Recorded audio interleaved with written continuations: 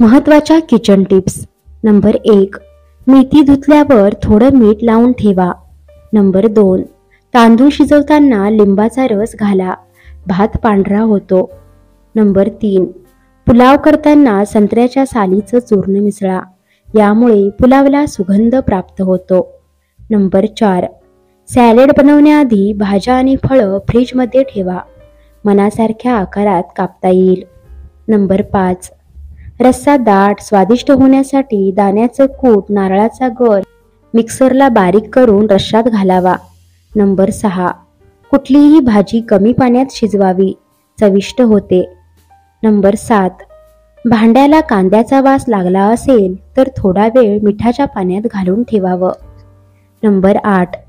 हाताला किंवा पाट्या वरवंट्याला येणारा मसाल्याचा वास जावा म्हणून त्यावर कच्चा बटाटा किंवा लिंबू चोळा. नंबर 9. पुरीसाठी पीठ मळताना त्यात थोडं दूध व बेसन मिसळा, पुऱ्या खुसखुशीत बनतील. नंबर 10. मसालेदार पदार्थांची करी घट्ट करण्यासाठी त्यात तिळाच्या पेस्टचा वापर करा. नंबर 11. डोसा कुरकुरीत करण्यासाठी त्यात पोह्याचा चुरा मिसळा. नंबर 12.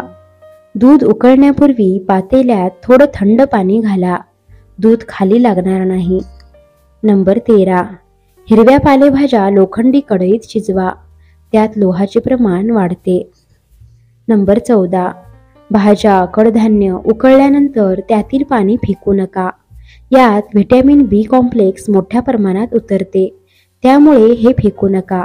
हे पाणी भाजीत किंवा कणिक मळतानाही वापरता येते. उकळून न घेता हे वाफेवरही शिजवू शकता.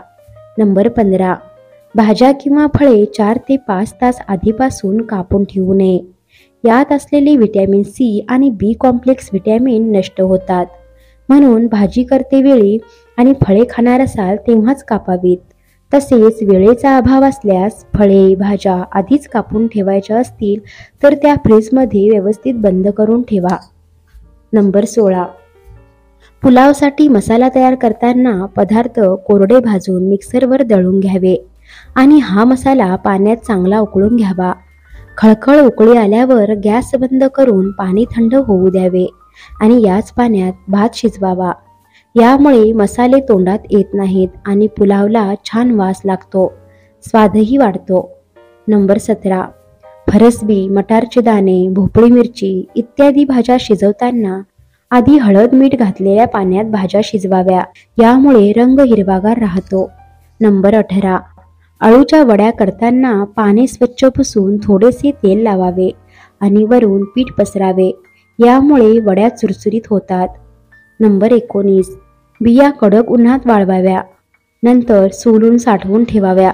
पदार्थ गार्निश करण्यासाठी त्याचा उपयोग होतो. मित्रांनो, व्हिडिओ आवडल्यास व्हिडिओला लाईक करा, शेअर करा आणि सबस्क्राईब करा. धन्यवाद.